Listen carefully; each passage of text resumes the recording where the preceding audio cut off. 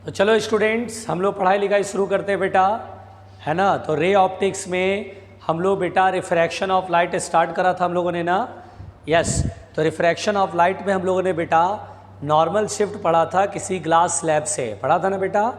तो उसके आगे जैसे इसमें हम लोग उसके आगे ही पढ़ रहे हैं, मतलब क्या पढ़ रहे थे, रिफ्रैक्शन थ्रू प्लेन सरफेस, जिसमें एपरेंट डेप्थ सिखाया था, एपरेंट हाइट सिखाया था, और कोई स्लैब है तो नॉर्मल शिफ्ट सिखाया था ना। तो 4th नंबर पॉइंट था, तो 5th नंबर पॉइंट देखें, ठीक है। टेंशन मत लेना, 4 5 में अटकना मत। 5 अगर 5 तक था तो 6 से स्टार्ट करना। अब यहाँ पर बेटा सबसे पहली बात तो आप ये जान लीजिए कि आपने ये पढ़ा कि अगर कोई ग्लास स्लैब है बेटा, इसकी थिकनेस T है और रिफ्रैक्टिव इंडेक्स म्यू है, यहाँ ऑब्जेक्ट है ना। इससे पहले वाले क्लास में पढ़ा था ना हम लोगों ने। अच्छा, तो इमेज जो है बेटा वो देखिए स्लैब से ऐसे करके, ये तो अनडेविएटेड रे हो गया, ये ऐसे। अगर कुछ नहीं बोलता है तो देखने वाले का आई कहाँ पर होगा बेटा, अनडेविएटेड रे के पास या अनडेविएटेड रे के अलोंग, ठीक है बेटा। तो यहाँ पर बेटा इमेज जो है वो यहाँ बनता है।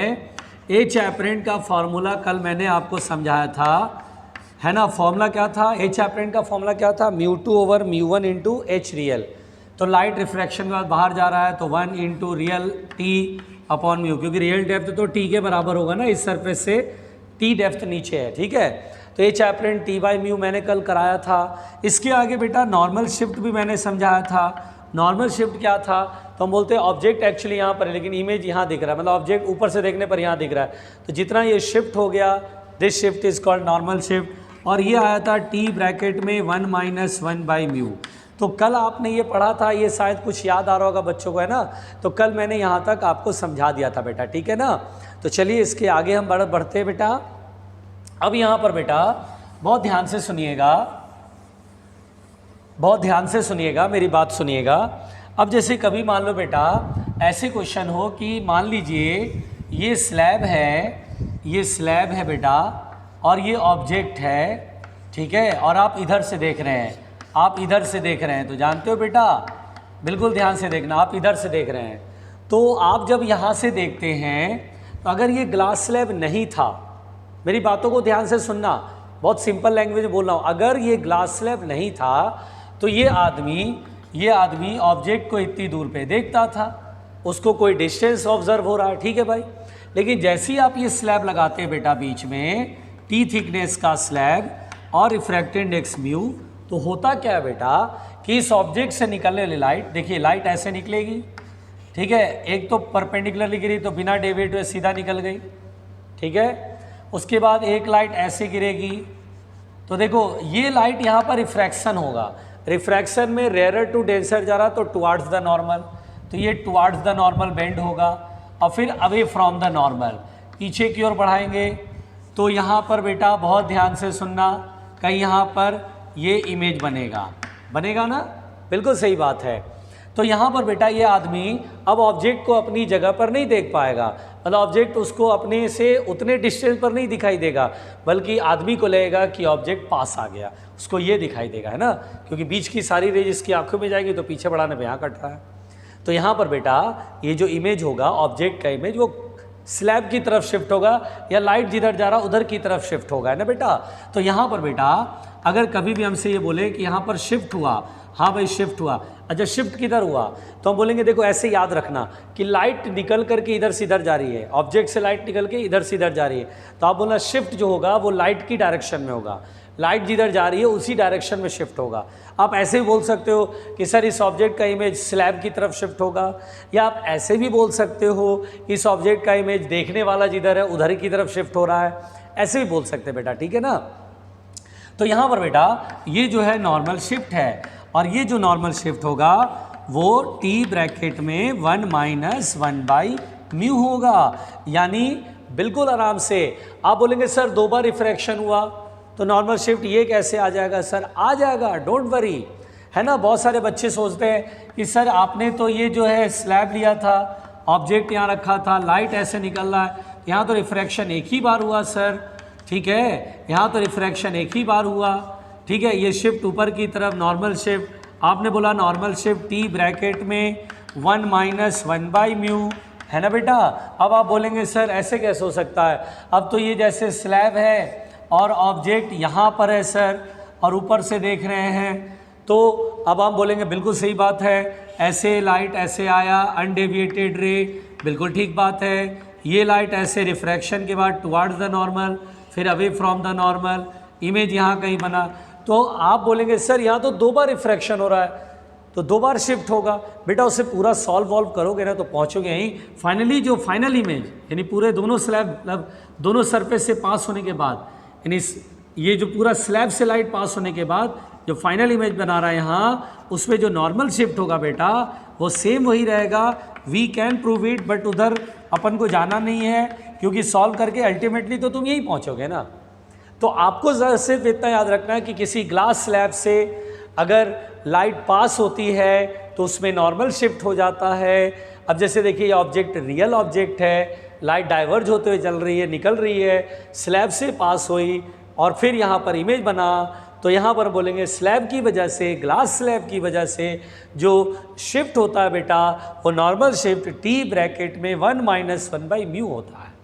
This is the normal shift.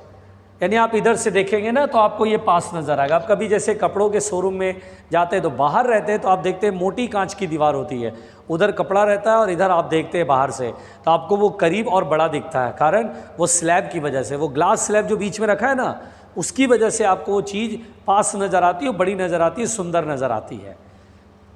बात समझ में आ रही है। तो यहाँ पर बेटा हम लोग को ये याद रखना है कि अगर कभी भी ऑब्जेक्ट यहाँ रखा है, लाइट ऐसे निकल के स्लैब से पास कर रही है, तो इमेज किधर बनेगा, तो बोलेंगे ऑब्जेक्ट का इमेज लाइट की डायरेक्शन में शिफ्ट होगा या स्लैब की तरफ शिफ्ट होगा या जो ऑब्जर्वर है उसकी तरफ शिफ्ट होगा। ऑब्जर्वर को थोड़ा करीब और दिखाई देगा, थोड़ा पास और दिखाई देगा। क्लियर हो गया। तो ये सबको याद रखना है, सिंपल कहानी है बेटा। अब ध्यान से सुनिए, बहुत आराम से सुनिएगा बेटा, ध्यान से सुनिए। यहाँ पर बेटा कभी कभी ऐसे क्वेश्चन आ जाएंगे बेटा, इसको सुनिए, कभी कभी ऐसे भी क्वेश्चन आ जाएंगे, ज़रूरत पड़ जाएगी, आपको कंसेप्ट क्लियर होना चाहिए। अगर मान लीजिए टी थिकनेस का ये स्लैब है, रिफ्रैक्टिव इंडेक्स म्यू है, अगर मान लीजिए बेटा कन्वर्जिंग बीम ऑफ लाइट, कैसी लाइट, कन्वर्जिंग यानी कन्वर्ज होती हुई, अंदर आती हुई, कन्वर्जिंग बीम ऑफ लाइट, ये देखिए ऐसे कन्वर्जिंग बीम ऑफ लाइट। आप वो बताओ यहाँ पर जो ऑब्जेक्ट होगा वो कैसा होगा, रियल या वर्चुअल। तो इतने दिन से पढ़ा रहा हूँ ऑप्टिक्स, अब तो आपको क्लियर हो जाना चाहिए कि सर यहाँ पर वर्चुअल ऑब्जेक्ट होगा, कन्वर्जिंग बीम होता है बेटा तो वर्चुअल ऑब्जेक्ट होता है, बताया ना, बिल्कुल। अब यहाँ पर बेटा इमेज कहाँ बनेगा, तो लाइट रेयर से डेंसर में जा रही है तो टुवार्ड्स द नॉर्मल, फिर डेंसर टू रेयर जा रहा अवे फ्रॉम द नॉर्मल, फिर ये टुवार्ड्स द नॉर्मल, ठीक है, घबराना नहीं, अवे फ्रॉम द नॉर्मल, और यहाँ कट रहा बेटा तो हम बोलेंगे सर इमेज जो होगा इसमें वो स्लैब से दूर होगा। आप जानते हो, ऐसे याद रखो, लाइट की डायरेक्शन में शिफ्ट होता है हमेशा इमेज। देखो लाइट इधर से निकल रही है तो इमेज इधर शिफ्ट हुआ, लाइट इधर से आ रही है तो इमेज उधर ही शिफ्ट हुआ। एक लाइन में आप ऐसे याद रख सकते हो कि इमेज जो है वो शिफ्ट होगा, ऑब्जेक्ट का इमेज शिफ्ट होगा in the direction of light. अब आप देख लो ऑब्जेक्ट से लाइट किधर जा रही है, ठीक है, जैसे यहाँ से ऑब्जेक्ट से लाइट स्लैब से पास कर रही है, लाइट इधर जा रही है, इमेज उधर शिफ्ट होगा। यहाँ लाइट इधर से इधर जा रही है, इमेज उधर ही शिफ्ट होगा। आप ऐसे बोल सकते हो ना सिंपल, कि जो शिफ्ट होगा वो in the direction of light होगा। तो आप यहाँ पर ये जो नॉर्मल शिफ्ट होगा बेटा, ये नॉर्मल शिफ्ट ये भी आपको लिखना है टी ब्रैकेट में 1 माइनस 1/μ। सिंपल कहानी, आई बात समझ में। तो ये बहुत आसान है, ये दोनों केसेस आपको आने चाहिए ढंग से बेटा, है ना। क्या याद रखना है कि जो ऑब्जेक्ट का इमेज शिफ्ट होगा वो in the direction of light, ठीक है, लिखो।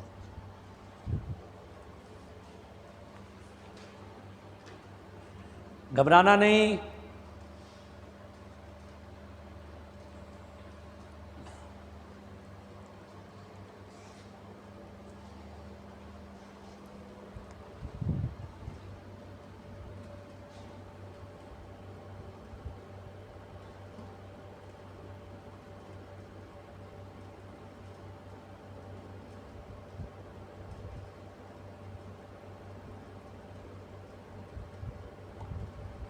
चलो भाई मिटाया जाए ईमानदारी से, चलो भाई मिटाया जाए ईमानदारी से।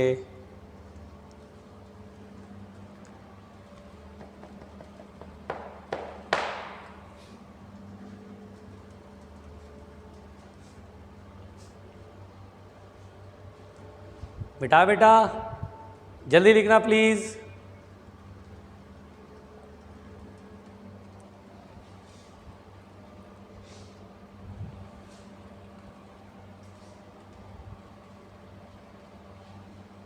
मिटाओ, चलो मिटाता हूँ, ठीक है। चलो बेटा यहाँ पर नेक्स्ट पॉइंट ध्यान दो, देखो ध्यान से समझो, है ना बेटा, ध्यान से समझो। देखिए यहाँ पर बेटा अब जैसे समझो, अगर मान लो एक से ज़्यादा स्लैब हो बेटा, जैसे ये स्लैब है और ये स्लैब है। अब यहाँ पर बेटा देखिए ध्यान से, दो स्लैब है या तीन स्लैब है। पहले स्लैब का थिकनेस है T1, रिफ्रैक्ट इंडेक्स μ1।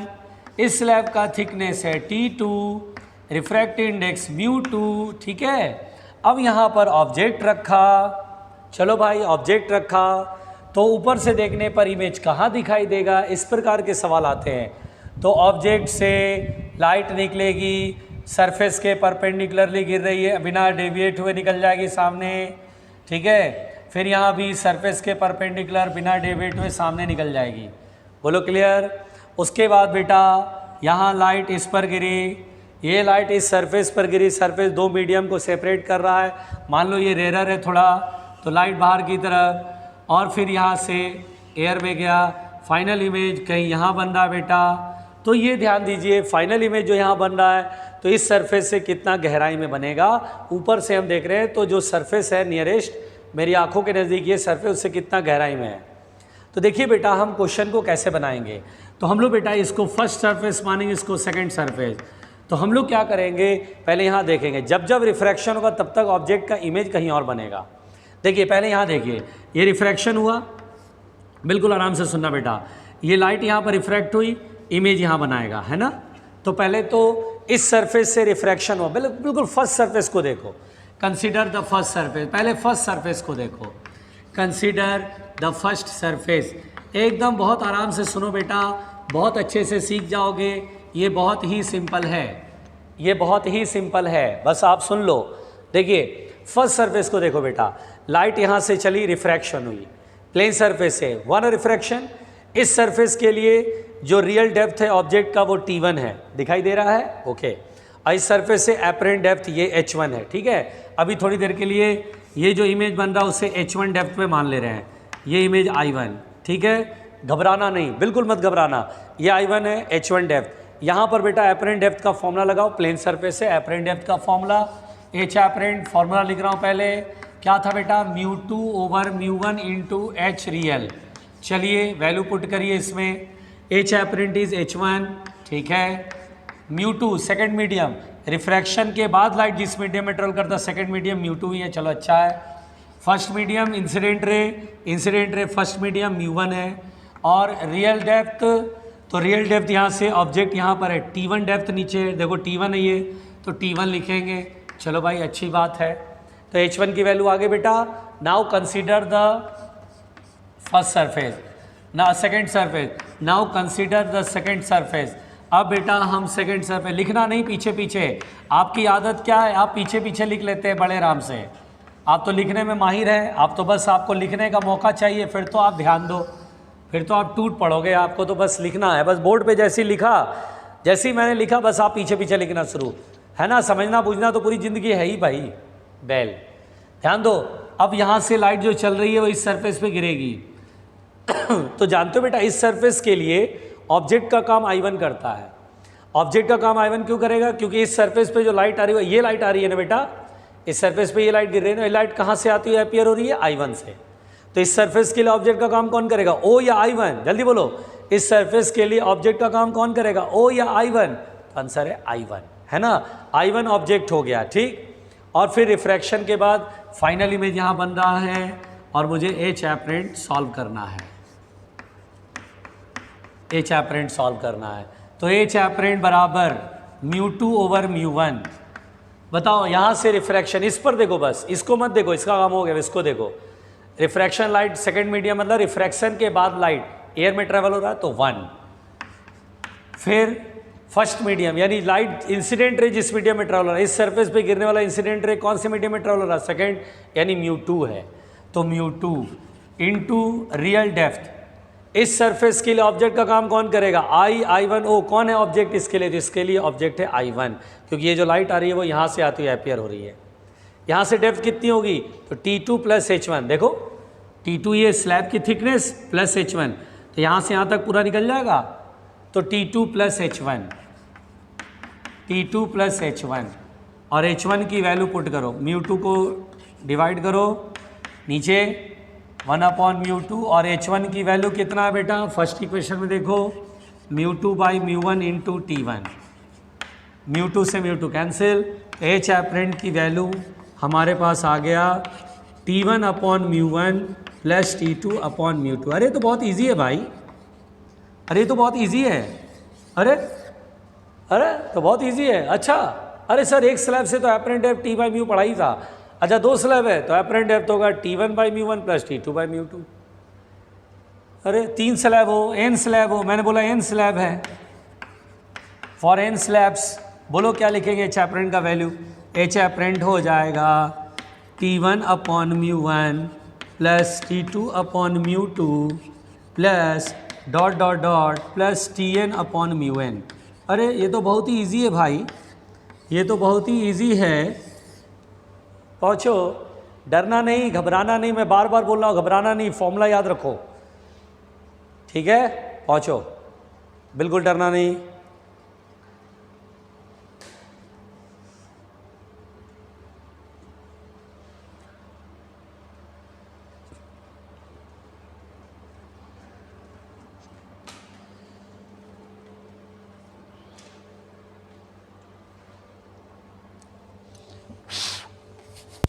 जल्दी जल्दी लिखना बेटा, हाथ जल्दी जल्दी चलाएं।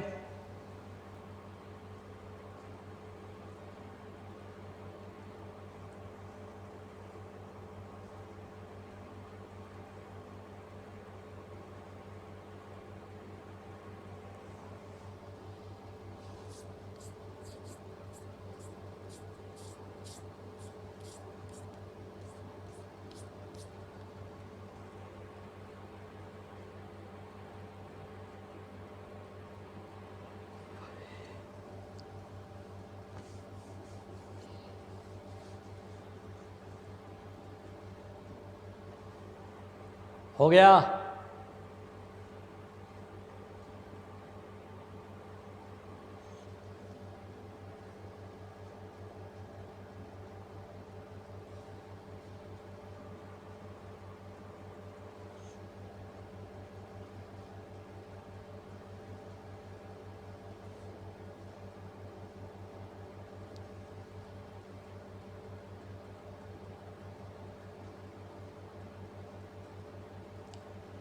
थोड़ा जल्दी जल्दी, हाथ को हम लोग जल्दी जल्दी चलाते हैं, बड़ा ही खतरनाक होगा, लेकिन रहा देखा जाए तो बहुत इजी है।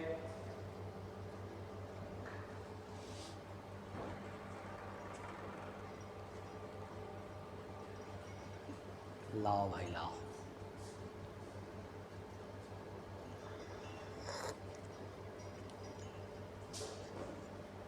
हो गया, चलो मिटाया जाए, अब मिटा दूं बेटा, चलो मिटाते हैं ना। अब यहां पर बेटा कुल मिलाकर के है ना, सुनो ध्यान से, देखो ध्यान से, बिल्कुल आराम से सुनना बच्चों,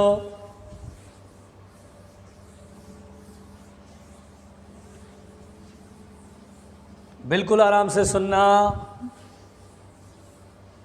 अब यहां पर बेटा आपने ये पढ़ा कि अगर कभी भी ये स्लैब दे, अब आपने क्या पढ़ा बेटा, सीधा सीधा याद रखना, अगर ये स्लैब दे, बोले ये T1 है थिकनेस, रिफ्रैक्ट इंडेक्स μ1, इसकी स्लैब की थिकनेस है T2, रिफ्रैक्ट इंडेक्स μ2, अगर मैं बोलूँ ये ऑब्जेक्ट है इमेज, तो आपको बोलना है सर देखो पहले तो लाइट ऐसे निकला, ठीक है, सीधा निकल गया, लाइट ऐसे आया, मान लो ऐसे ऐसे, फाइनल इमेज मान लो यहाँ बना, बोला एपरेंट डेप्थ बताओ, बोलेंगे सर बहुत आसान है, एच एपरेंट कितना बच्चों जल्दी बताओ। तो एच एपरेंट का फॉर्मूला कैसे याद रखना है, दो स्लैब है तो ऊपर से एच एपरेंट है, ऊपर से देखने पे जो डेप्थ नज़र आएगी T1/μ1 प्लस T2/μ2, 3 स्लैब रहेगा तो 3 तक लिखेंगे, 4 स्लैब रहेगा तो 4 तक लिखेंगे। बोलो क्लियर।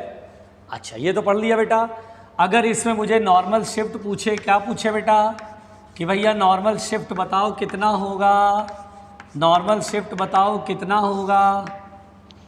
चलो नॉर्मल शिफ्ट बताते हैं, ठीक है बेटा, चलो नॉर्मल शिफ्ट बताते हैं। नॉर्मल शिफ्ट कितना होगा भाई, तो सोचो ऑब्जेक्ट यहाँ पर है, फाइनल इमेज यहाँ पर, तो this is the normal shift, this is the normal shift. बोलो क्लियर, गलत बोल रहा हूँ क्या, this is the normal shift. Normal shift कितना होगा, पूरे में से एच एपरेंट घटा दो, यानी नॉर्मल शिफ्ट का मतलब हुआ T1 प्लस T2, पूरा ये डेप्थ हुआ बेटा यहाँ से यहाँ तक, में से इतना घटा देंगे तो नॉर्मल शिफ्ट, इतना माइनस करेंगे तो ये निकल जाएगा, है ना, यहाँ से यहाँ तक आ जाएगा।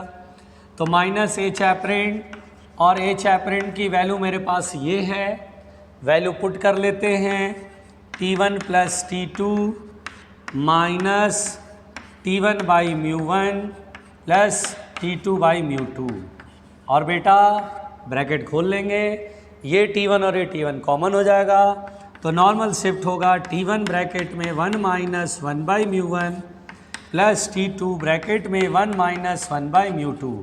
अरे ये तो बहुत आसान है भाई, यानी जैसे एच एपरेंट के लिए हर स्लैब से एपरेंट डेप्थ का फॉर्मूला ऐड करते चले जाओ, और उसी तरह नॉर्मल शिफ्ट इस स्लैब, पहले स्लैब से शिफ्ट प्लस दूसरे स्लैब से शिफ्ट, इसका मतलब शिफ्ट को ऐड करते जाओ, हर स्लैब से जितना शिफ्ट होता है सबको ऐड करो, we have the normal shift, we have the normal shift. लिख लो भाई, लिख लो, चलो जल्दी लिखो बेटा, जल्दी लिखो।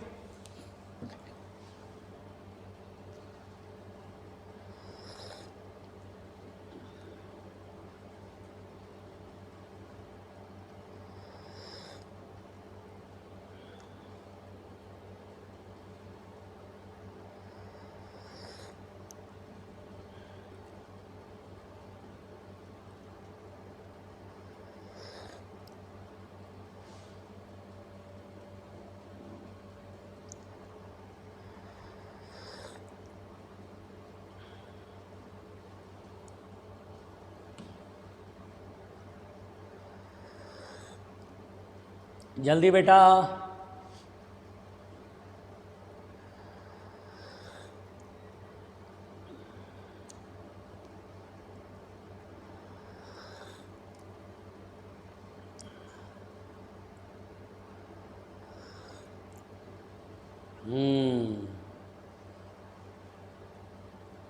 तो नॉर्मल शिफ्ट हमारे पास आ गया, जो कि बहुत ही सिंपल है। आगे बढ़ें, आगे बढ़ें, मिटा दूं, जल्दी लिखो, आधे मिनट का टाइम दे रहा हूं बस, जल्दी लिखो, जल्दी।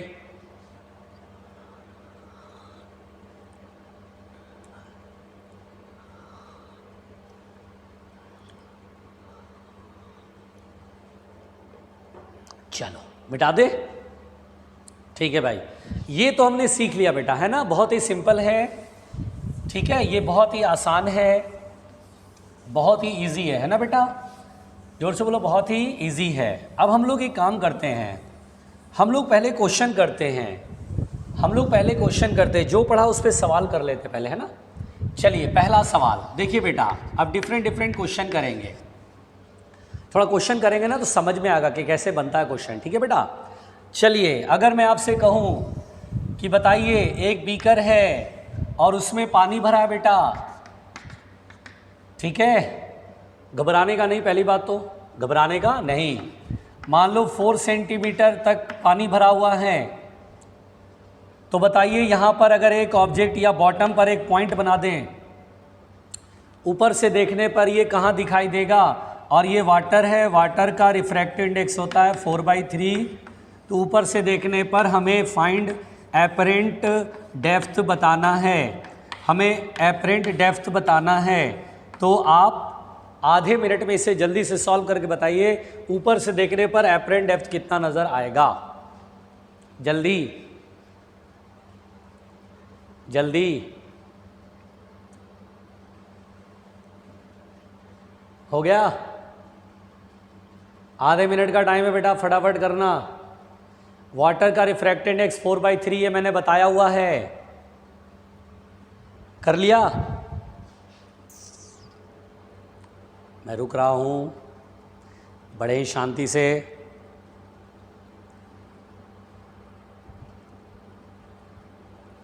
तो देखिए, दरअसल क्या बेटा, अगर कुछ नहीं बोलता है तो इसका मतलब आई कहाँ समझेंगे?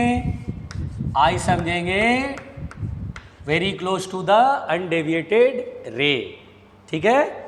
और उसी केस में तो एच एपरेंट का फॉर्मूला लगाना है, और एच एपरेंट का फॉर्मूला कितना होगा? एच एपरेंट का फॉर्मूला होगा μ2/μ1 इंटू एच रियल, ठीक है, μ2/μ1 इंटू एच रियल। अब बेटा बताओ, μ2 लाइट रिफ्रैक्शन के बाद बाहर जाएगी तो 1, μ1 यानी जिस मीडियम में इंसिडेंट रे ट्रेवल हो रही, सरफेस पे गिरना इंसिडेंट रे, वाटर में ट्रेवल हो रहा है, वाटर का 4/3, और रियल डेप्थ इस सरफेस से, हमेशा depth apparent depth real depth बेटा सरफेस से बताते हैं, जहाँ पर रिफ्रैक्शन देख रहे हैं वहाँ से इतना गहराई में है 4 से 4 कैंसिल, एच एपरेंट होगा 3 सेंटीमीटर। देख रहे हैं कितना आसान सा सवाल था। ऊपर से देखेंगे तो मात्र 3 सेंटीमीटर की गहराई नज़र आएगी, जो कि अत्यंत ही आसान है, बहुत ही आसान है, ठीक है। पहुँचो, जल्दी लिखो, जल्दी लिखो, डोंट बी घबराना।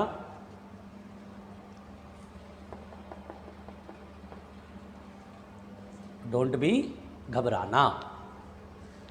चलो मिलके मिटाएं, मिलके मिटाएं। चलो भाई, बहुत इजी सवाल था। अगला सवाल बनाएं। थोड़ा थोड़ा धीरे धीरे आने लगेगा, ठीक है, धीरे धीरे सब आने लगेगा। चलो मिटाते हैं बेटा, ठीक है, चलो मिटाते हैं। नेक्स्ट क्वेश्चन देखो बेटा, सेकंड नंबर क्वेश्चन। मान लो एक स्लैब है, ग्लास स्लैब है, यहाँ पर बेटा एक एयर बबल है, स्लैब में एयर बबल है, O is a air bubble, O is a air bubble, ठीक। इस स्लैब का रिफ्रैक्टिव इंडेक्स है 3/2, ठीक है।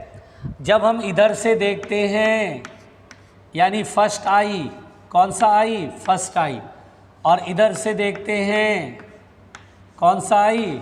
Second eye. For first eye air bubble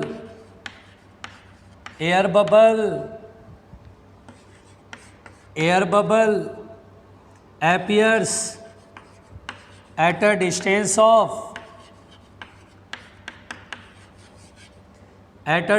of 3 centimeter inside the glass slab, whereas for second eye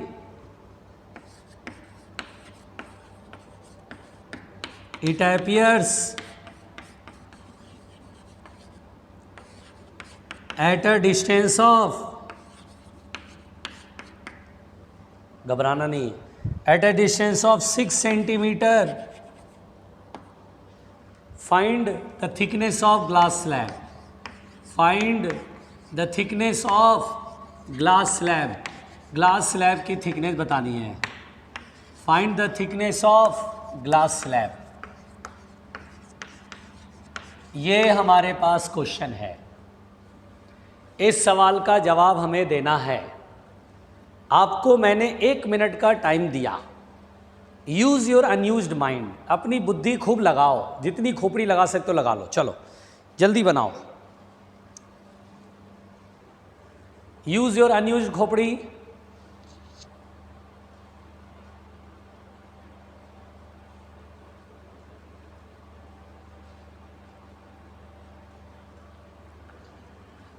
glass slab की thickness, glass slab की thickness, जल्दी।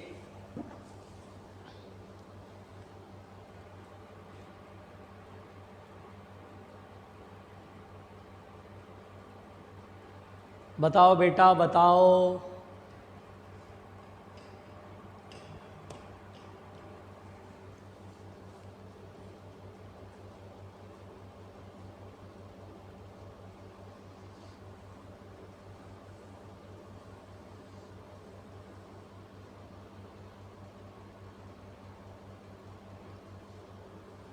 एक मिनट का वक्त दिया है, 1 मिनट होने को है, जल्दी से बनाना पड़ेगा।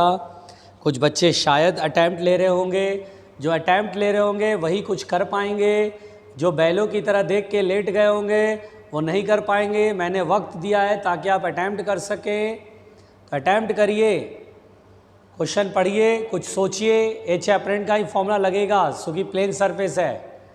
अब अपनी बुद्धि लगाइए। तो बता दूं, चलो अब आपने बनाया, बड़ी मेहनत से बनाया, आपने ट्राई करा, आया नहीं आया, चलो चेक करते हैं। तो देखना बेटा कैसे बनेगा, सब लोग ध्यान देना। सॉल्यूशन देखो बेटा, फॉर फर्स्ट आई, पहले के लिए, फॉर फर्स्ट आई, फर्स्ट आई की बात कर रहे हैं हम लोग, ठीक है बेटा, फर्स्ट आई। तो देखिए ऑब्जर्वर ये है, प्लेन सरफेस है, लाइट ऐसे निकलेगा, बाहर जाएगा, ठीक है बेटा। प्लेन सरफेस है, जैसे एपरेंट डेप्थ होता है, एपरेंट हाइट होता है, यहाँ एपरेंट डिस्टेंस समझ लो। एच एपरेंट का फॉर्मूला लगाएंगे, एच एपरेंट होता है μ2/μ1 इंटू एच आर। अब बेटा एच एपरेंट यहाँ से देखने पर मुझे कितनी गहराई में दिख रहा है बेटा, देखो, for first eye air bubble appears at a distance of 3 centimetre inside the glass. इधर से देखने पर मुझे 3 सेंटीमीटर अंदर दिखाई देता है, यानी ऑब्जर्वर को दिखाई दे रहा है, और जो ऑब्जर्वर को दिखाई देता है उसे एपरेंट बोलते हैं ना बेटा। जो ऑब्जर्वर हाइट डेप्थ डिस्टेंस देखता है उसे एपरेंट बोलते हैं कि मुझे एपियर हो रहा है। तो एच एपरेंट, जरा सर ऑब्जर्वर के लिए एच एपरेंट यहाँ पर 3 दिया है, ओके सर। μ2 लाइट रिफ्रैक्शन के बाद बाहर जाएगा तो 1 होगा। μ1 फर्स्ट मीडियम, ये 3/2 है, 3/2 करेंगे, 2 पर आ गया। रियल मुझे नहीं पता, ये डिस्टेंस मैंने मान लिया, सपोज दैट ये डिस्टेंस मैंने मान लिया x1, तो मैंने x1 मान लिया। तो x1 की वैल्यू होगी 3 3 जा 9/2, 9/2 सेंटीमीटर। बोलो क्लियर, कैसे मैंने x1 निकाल लिया। अब सेकेंड आई के लिए बात करेंगे। फॉर सेकेंड आई बेटा बहुत आसान, फॉर सेकेंड आई के लिए बात करेंगे। H apparent formula, h apparent μ2/μ1 into h R. Second eye के लिए एच एपरेंट क्या है, where for second eye it appears at a distance of 6 centimetre. इधर से 6 सेंटीमीटर पर दिख रहा है, किसको, आई को, और जो ऑब्जर्वर को दिखाई देता है वो एच एपरेंट होता है। तो एच एपरेंट 6 है। μ2 सेकेंड मीडियम बाहर गया, लाइट देखो ऑब्जेक्ट से लाइट इधर भी निकलेगी, यहाँ से लाइट निकल के सेकेंड आई तक जाएगी तभी तो बोलेंगे। तो लाइट बाहर निकल गई, इस सरफेस पे रिफ्रैक्शन लाइट बाहर जा रही है, एयर का 1 हो गया, upon first medium 3/2 into real. ये मैंने मान लिया कि यहाँ से जो रियल डेप्थ है, देखिए डिस्टेंस कहाँ से मेजर करती है, ये सरफेस से जहाँ रिफ्रैक्शन हो रहा है, वहीं से डेप्थ, वहीं से डिस्टेंस, वहीं से हाइट। ये x2 मैंने माना, तो x2 देखिए 2 3 जा 6, x2 की वैल्यू आया 3 3 जा 9 सेंटीमीटर। और इस तरह से बेटा सो थिकनेस जो होगा स्लैब का वो x1 प्लस x2 होगा। x1 की वैल्यू 9/2 का मतलब 4.5 और x2 का value 9, 13.5 centimetre is the answer. ये हमारे पास है। तो कितना आसान से, बहुत आराम से इसे बनाया, समझाया, इतनी आराम ईमानदारी से, ठीक है। चलो लिखो जल्दी इसका सलूशन।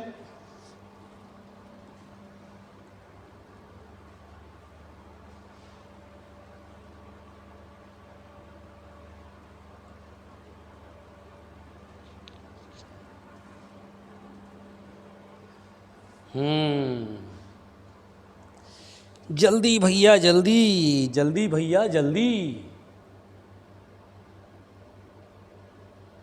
जल्दी भैया जल्दी, जल्दी भैया जल्दी।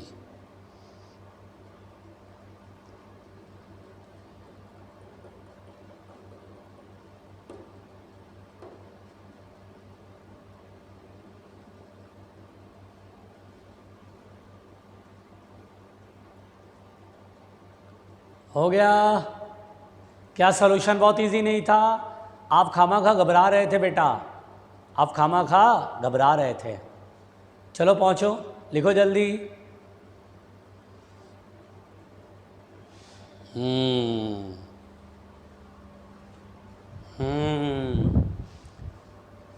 आओ मिलके मिटाएं, आओ मिलकर मिटाएं, डोंट घबराना। चलो मिटाते हैं, चलो मिटाते हैं। अगला सवाल देखो, धीरे धीरे कुछ चीज़ें समझ में आ रही होंगी कि हम जितना सोचते हैं उतना टफ होता नहीं है, ये चीज़ें बहुत आसान है। चलो देखो बेटा, नेक्स्ट क्वेश्चन देखो देखो,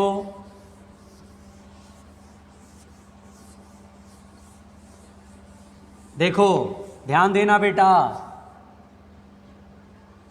नेक्स्ट क्वेश्चन, अगर मान लो बेटा मेरे से क्वेश्चन ये कहेगा कि मान लीजिए ये एक मतलब वाटर है, ये सरफेस है, ऊपर एयर है, ठीक है बेटा। मान लीजिए यहाँ पर बेटा बर्ड है, द बर्ड, और ये मान लीजिए फिश है, ठीक है, ये फिश है, ठीक।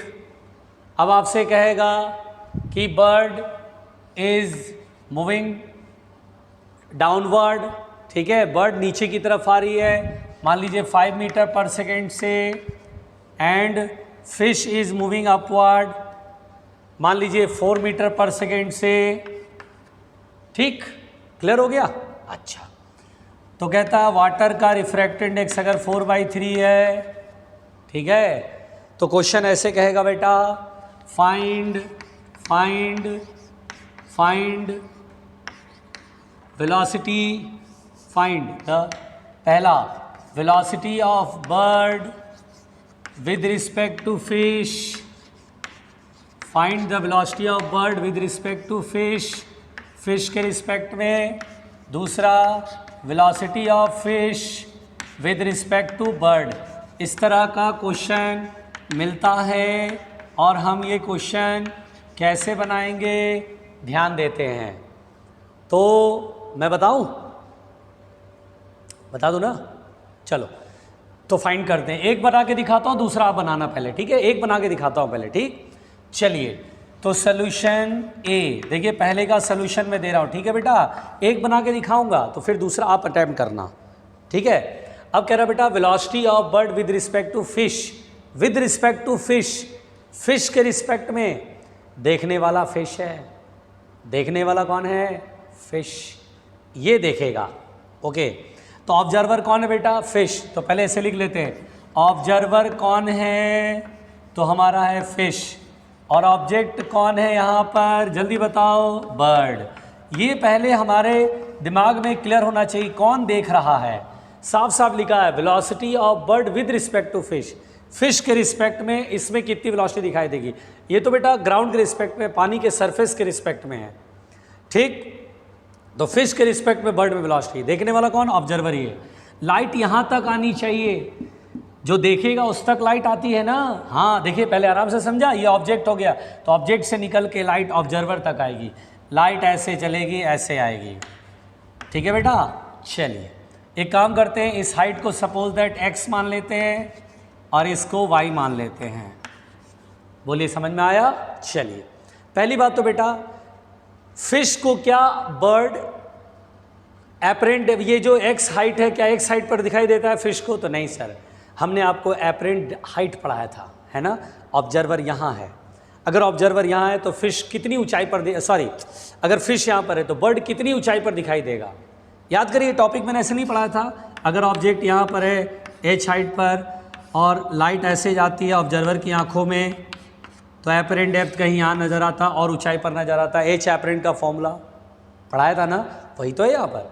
तो यहाँ पर बेटा सिंपल सी बात है, पहले बोलेंगे apparent depth apparent height surface से मेजर करते हैं। रियल हाइट एक्स है, कितना फिश को हाइट दिखाई देगी बर्ड की वो निकालें। तो एच एपरेंट का फॉर्मूला होता है μ2/μ1। तो लाइट यहाँ से निकल के ऑब्जेक्ट से निकल के वाटर में जा रही है, तो μ2 कौन हो बेटा? रिफ्रैक्शन के बाद लाइट जिस मीडियम में ट्रेवल हो रही है 4/3, ठीक है, upon 1 into real is x। बोलो क्लियर? ये हुआ x। तो अब देखो बेटा, बिल्कुल आराम से सुनना। पहली बात तो ये फिश को ये बर्ड x हाइट पर नहीं दिखाई देगी बल्कि 4x/3 हाइट पर दिखाई देगी। ठीक है, समझ में आ रहा है? यस, बोलो क्लियर? यहाँ तक समझ में आ रहा है? ओके, बोलो जल्दी। ओके, अब यहाँ पर बेटा मुझसे कह रहा है फिश के रिस्पेक्ट में बर्ड में वेलोसिटी। फिश और बर्ड की इमेज में जो डिस्टेंस है वो निकालो बेटा। देखो यहाँ पर बना रहा हूँ, ये फिश है और फिश को लग रहा है कि बर्ड यहाँ पर है। बर्ड कितनी हाइट पर है? 4x/3 हाइट पर। और फिश कितनी गहराई पर है? y। तो फिश को लगेगा बर्ड मेरे से इतनी दूर पर है, वो s मान लो, जो कि लगेगा y + 4x/3। पहले मैं ये देखूंगा कि मेरे से कितना दूर है बर्ड, तो मेरे से बर्ड इतनी दूर पर, क्या एक्चुअली में x + y है? नो, फिश को लगेगा बर्ड ऊंचाई पर है, 4x/3 हाइट पर है। बर्ड कहीं यहाँ है, ऊपर है, कहीं यहाँ है, तो 4x/3 + y बर्ड को लगेगा मेरे से इतनी दूर पर है। तो अब velocity of bird with respect to fish निकाला, तो इसे डिफ्रेंशिएट कर दो, क्योंकि ये डिस्टेंस जितने रेट से डिक्रीज करेगा वही होगा रिलेटिव वेलोसिटी। जैसे मैं हूँ और ये मेरा हाथ है, मेरे को लग रहा है मेरा हाथ इतनी दूर पर है। अब मेरे और हाथ के बीच में जो डिस्टेंस है वो जितने रेट से कम या ज़्यादा होगा मेरे को उतना ही वेलोसिटी दिखाई देगा, मतलब रिलेटिव वेलोसिटी दिखाई देगा। तो यहाँ पर डिफ्रेंशिएट करेंगे टाइम के रिस्पेक्ट में, तो dy/dt है ना, dy/dt प्लस 4/3 इंटू dx/dt। और बेटा बताओ, ds/dt is the velocity of bird with respect to fish है। dy/dt बताओ कितना है? देखो, जितना तेजी से फिश ऊपर चलेगी y उतनी तेजी से घटेगा, 4 है, प्लस 4/3 dx/dt। बर्ड जितना तेजी से नीचे आएगी x उतना ही तेज, सब घट रहा है, x भी घट रहा है, y भी घट रहा है। इसलिए हमें लगेगा कि ये सेपरेशन जो है, फिश को लगेगा बर्ड मेरी तरफ आ रहा है और कितनी तेजी से आ रहा है, यही velocity of bird with respect to fish है। और ये dx/dt इज 5, तो ये आ जाएगा 4 + 20/3, यानी कि 3 × 4 = 12, 32/3 मीटर पर सेकेंड होगा। बड़ा ही विचित्र सवाल था, बड़ा ही विचित्र सवाल है सर, ये क्या बनवा दिया आपने, तो ये तो कुछ ज़्यादा हो गया। पहले समझो बेटा, समझो इसे, ठीक से देखो, ठीक से देखो। एच एपरेंट क्यों लगाया? ताकि मुझे तो लगे ना कि मेरे से कितनी दूर है। तो पहले बर्ड की इमेज की हाइट निकाला, फिर फिश से उसकी डिस्टेंस देखा, s = y + 4x/3। पहले एच एपरेंट निकाला 4x/3, ताकि सरफेस से, पानी के सरफेस से, ये वाला जो सरफेस है इससे कितना ऊपर बर्ड बनेगा। एक्चुअल में बर्ड यहाँ नहीं, यहाँ दिखाई देगा, तो वो 4x/3, देखो मैंने यहाँ डायग्राम बनाया, 4x/3 पर दिखाई दे, तो फिश से कितनी दूरी लगेगी? y + 4x/3, उसे s लिख दिया। अब ये s है बेटा, ये डिक्रीज हो रहा है, जितने रेट से ये दोनों के बीच का सेपरेशन डिक्रीज होगा वही तो रिलेटिव वेलोसिटी होगी। तो रिलेटिव वेलोसिटी ds/dt ये निकालनी है। टाइम के रिस्पेक्ट में डिफरेंशिएट कर दिया, y का dy/dt, 4/3 कांस्टेंट टर्म है, x का dx/dt। सॉल्व कर दिया, आंसर आ गया।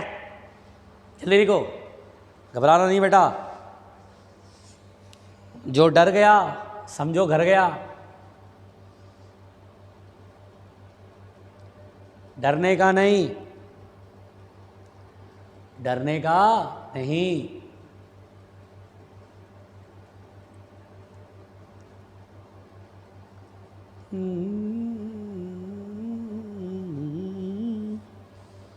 कुछ तुम बोलो, कुछ तुम बोले और ढोलना।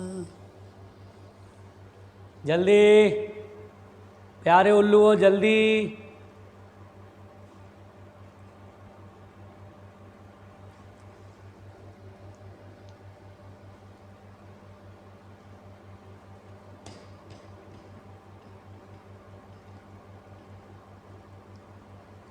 चलो चलो भाई,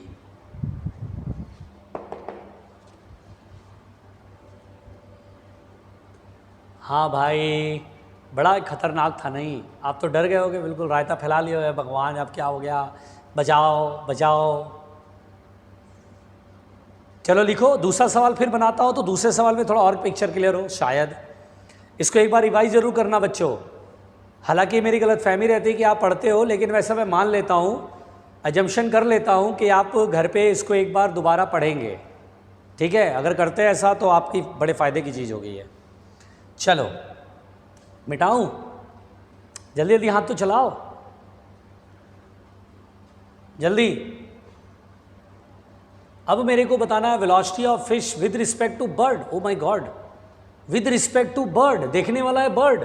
ओए, बर्ड देखने वाला है तो ऑब्जेक्ट ये बन गया फिश। अच्छा देखो बेटा, सेकंड क्वेश्चन बना रहा हूं। देखो बेटा, सेकंड क्वेश्चन बना रहा हूं। ऑब्जर्वर अब की बार कौन है? Velocity of fish with respect to bird. अच्छा, बर्ड के रिस्पेक्ट में देखने वाला है बर्ड और ऑब्जेक्ट कौन है? फिश। अच्छा, ऑब्जेक्ट से लाइट निकल के ऑब्जर्वर में जाएगी। अब की बार ऑब्जेक्ट कौन है बेटा? फिश। फिश से लाइट निकल, लाइट की चलने की डायरेक्शन ये सोचेंगे और लाइट इधर बर्ड में जाएगी। ओके, तो क्या इस बर्ड को फिश उतनी गहराई में दिखाई देगी? नो सर, फिश कहीं ऊपर दिखाई देगी। तो एच एपरेंट निकालेंगे पहले।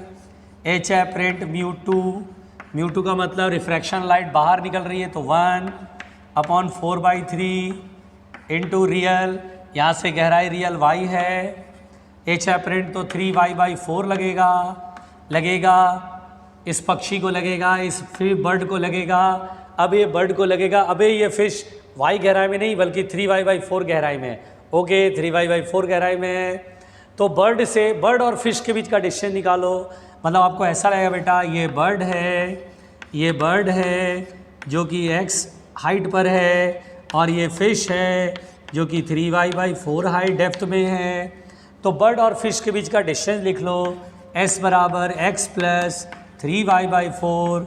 बर्ड को लगेगा फिश मेरे से इतनी दूरी पर है। रिलेटिव वेलोसिटी के लिए यही डिस्टेंस, जो आपस का सेपरेशन होता है ना, बर्ड और फिश के बीच का सेपरेशन होता है, वो कितनी तेज़ी से घट रहा है या बढ़ रहा है, वही तो रिलेटिव वेलोसिटी है। तो ds/dt टाइम के रिस्पेक्ट में ये हो गया dx/dt, टाइम के रिस्पेक्ट में डिफ्रेंशिएशन 3/4 ऐसे ही रहेगा, dy/dt।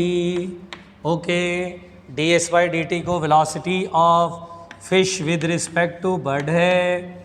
dx/dt यानी x में चेंज, रेट ऑफ चेंज तो 5 है, 5 प्लस 3/4 इंटू 4, इसका तो 4 है, 8 मीटर पर सेकेंड। अरे भाई, बर्ड को लगेगा फिश मेरी तरफ 8 मीटर पर सेकेंड से आ रही है। कहानी बहुत सिंपल है बेटा, कहानी बहुत ही सिंपल है, आसान है, बस आपका डर है जो आपको परेशान कर रहा है। लिखो जल्दी।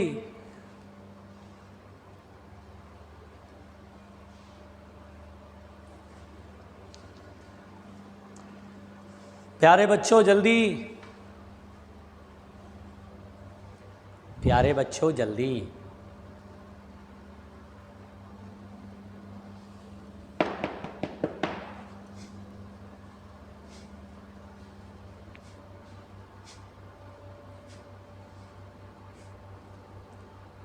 मिटाएं।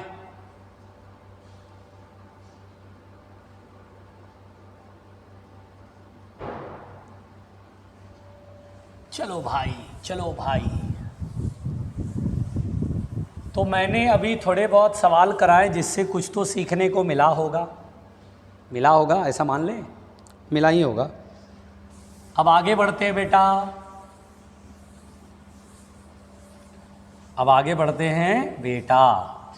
देखो बेटा, अब जो हम पढ़ने जा रहे हैं उसको समझना। लेटरल शिफ्ट, क्या पढ़ने जा रहे हैं बेटा? लेटरल शिफ्ट कह लो या लेटरल डिस्प्लेसमेंट। लेटरल शिफ्ट या लेटरल डिस्प्लेसमेंट ये क्या चीज़ है, इसे समझना ध्यान से। दरअसल क्या होता है बेटा कि मान लो ये जो है स्लैब है, ग्लास स्लैब है, आराम से समझना, ये ग्लास स्लैब है ना, ये सरफेस और ये सरफेस आपस में पैरेलल है। ओके, लाइट ऐसे आ रही है, ये नॉर्मल है, घबराना नहीं। अब लाइट यहाँ पर आ रही है, रेयर टू डेंसर जा रहा है तो टुवार्ड्स द नॉर्मल बेंड होगा, और यहाँ पर फिर नॉर्मल ये है, away from the normal bend हो जाएगा। क्या रिफ्रैक्शन एक बार हुआ? नहीं सर, दो बार हुआ, एक यहाँ और एक यहाँ। हम देख रहे बेटा ये ग्लास स्लैब है, इसमें जो लाइट होगी बेटा वो इस तरफ चली जाती। अगर ये स्लैब नहीं आता तो लाइट के चलने की डायरेक्शन ये थी, लाइट अपना मज़े से ऐसे निकल जाता, उसको स्लैब से कोई मतलब नहीं था। वो तो स्लैब खामा बीच में आ गया, वो तो खामा, जोर से बोलो, वो तो खामा स्लैब बीच में आ गया, वरना इसको क्या मतलब था, इसको क्या मतलब था, ये तो अपना इसी रास्ते से निकल जाता। लेकिन स्लैब में आने, स्लैब के बीच में आने पर लाइट स्लैब से पार होने के बाद देखिए ऐसे जा रही है। आपको ऐसा लग रहा है कि लाइट के डायरेक्शन के पैरेलल डायरेक्शन में लाइट चल रही है, मतलब बेटा स्लैब से पास होने के बाद लाइट अपने पाथ से डेविएट बिल्कुल नहीं होती है, बल्कि हाँ पैरेलल शिफ्ट हो जाती है, डेविएट नहीं होगी।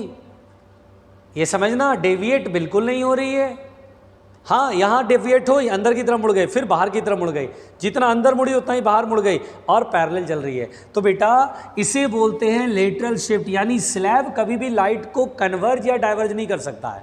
स्लैब, जो भी लाइट रे स्लैब से पास करेगी वो स्लैब क्या करेगा, लाइट रेस को उसके पैरेलल शिफ्ट कर देगा। इसी पैरेलल शिफ्ट को ही लेटरल शिफ्ट कहते हैं। यानी लाइट इस तरफ चल रही थी, स्लैब से पास होने लाइट ऐसे चल रही है, तो ठीक उसके पैरेलल शिफ्ट हो गया। This is the called lateral shift या लेटरल डिस्प्लेसमेंट। समझ में आ रहा बच्चों? अब मुझे लेटरल शिफ्ट निकालना है, तो वेरी सिंपल, देखो कैसे निकालेंगे। यही निकालना है, परपेंडिकुलर ड्रॉ कर लो, यही डी निकालना है बेटा। ये जो डी है वही डी है ना, यही डी मुझे सॉल्व करना है। चलो एक काम करो, इसका नाम दो, एम पॉइंट पर गिरा, इसको ऐसे खींच लो, एन पी और क्यू इसको ले लो नाम, ठीक है। चलो एंगल ऑफ इंसिडेंस आई है, स्लैब के अंदर एंगल ऑफ रिफ्रैक्शन आ रहे हैं नॉर्मल के साथ। देखो बेटा आप पढ़े लिखे हो, M N P, M N P को देख रहे हो, in triangle M N P, M N P, इस ट्रायंगल को देख रहे हो बच्चों, एम एन पी ट्रायंगल को, M N P right angle triangle है, थीटा के सामने परपेंडिकुलर, ये बेस अगर स्लैब की थिकनेस टी है और रिफ्रैक्टिव इंडेक्स म्यू, तो ये base that is M N जो कि टी के इक्वल है, ये परपेंडिकुलर आर के सामने परपेंडिकुलर, थीटा के सामने परपेंडिकुलर, और ये हाइपोटेनियस है। मुझे हाइपोटेनियस मान लो निकालना है, तो पहले कॉस लगाएंगे, यस, तो कॉस आर बराबर बेस अपॉन हाइपोटेनियस। बेस क्या है बेटा, ये थीटा के सामने परपेंडिकुलर, बेस, बेस कितना है टी, तो टी अपॉन, और हाइपोटेनियस ये एम से लेके पी तक, एम पी, ठीक है बेटा। अगर मैं बोलूँ एम पी की वैल्यू निकाल लो तो कितना होगा, ये इधर आएगा, सॉरी एम पी ऊपर जाएगा, कॉस आर नीचे आएगा, टी अपॉन कॉस आर। चलो sir T upon cos R आ गया, ठीक। अच्छा अब देखो बेटा एम क्यू पी, अब इस ट्रायंगल को देखना, जिस ट्रायंगल को बोल रहा हूँ, M Q P right angle triangle ये भी है, in triangle M Q P, इस ट्रायंगल को दिखाई दे रहा है आप लोग को, एम क्यू पी।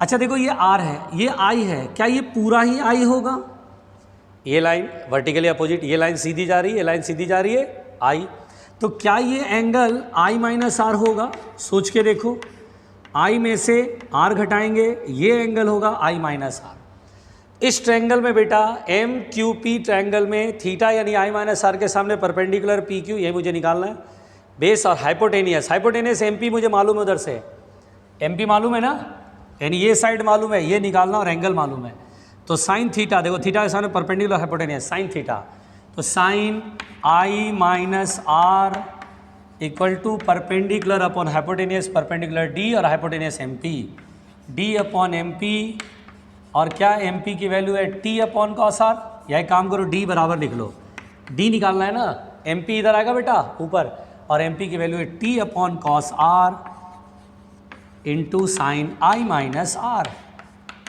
आप बेटा इस फॉर्मूले को ऐसे याद रख सकते हैं, या one by cos theta tan theta होता है, sorry one upon cos theta sec theta होता है, सॉरी, तो टी सेक आर भी बोल सकते हैं, T sec R sine I minus R, ये आपका लेटरल शिफ्ट या लेटरल डिस्प्लेसमेंट का फार्मूला है। क्या होता है लेटरल डिस्प्लेसमेंट का फॉर्मूला? देखो मैंने कैसे आया था, T sec R sine bracket में आई माइनस आर। हो गया, पहुंचो, सिंपल कहानी।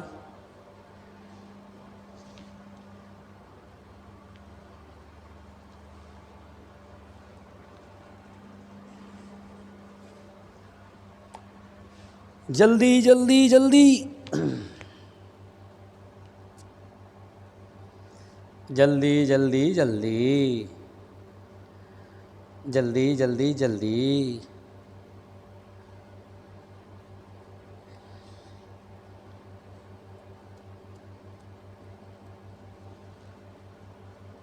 बच्चों जल्दी।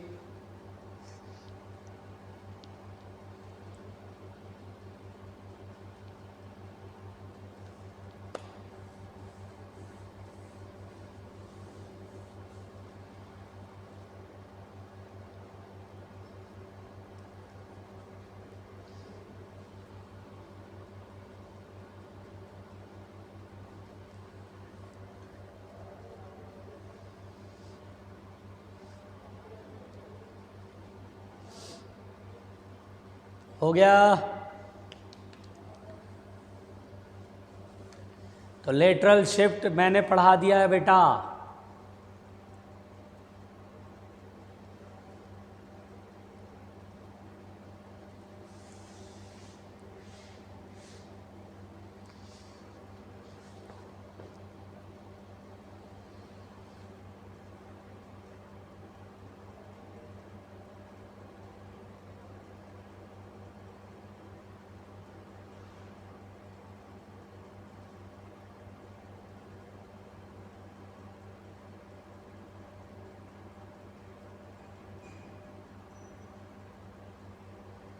हो गया। इसके आगे हम पढ़ाएंगे टोटल इंटरनल रिफ्लेक्शन। आज के लिए यहीं तक बेटा। इसे ठीक से आज जो पढ़ाया रिवाइज करना, डेली डेली रिवाइज करते चलना, ठीक है। 10 मिनट लगेगा, 10 मिनट का टाइम जरूर निकालना। पढ़ा, थोड़ा गैप लिया, फिर जब फुर्सत मिले फिर एक बार उसको 10 मिनट के लिए एक बार रिवीजन कर लेना चाहिए, जिससे दिमाग में भेजे में घुस जाएगा बेटा, ठीक है। बस आज के लिए इधर, थैंक यू।